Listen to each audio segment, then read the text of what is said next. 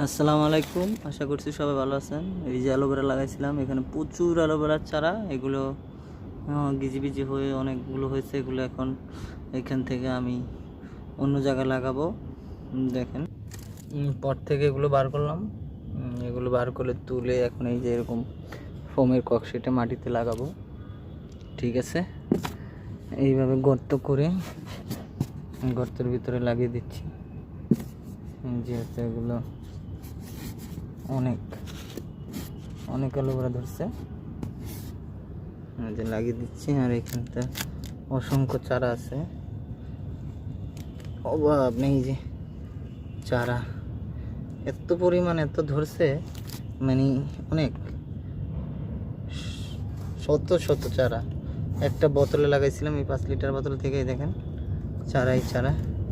তো এগুলো এইভাবে আলাদা করে পাতাগুলো ছড়ে, ভালো করে পাতাগুলো ছড়ে এই যে এইভাবে ছড়ে রাখছি। এগুলো চুলে দেওয়া যায়, আপনার খাওয়া যায়, সকালবেলা খালি পেটে খাওয়া যায়। চুলে দিলে চুল সিল্কি হয়। তো এগুলো এখন লাগাবো। পাতাগুলো এইভাবে ছাড়িয়ে নিচ্ছি, এই যে এইভাবে পাতাগুলো ছাড়িয়ে পরে এখন লাগাবো।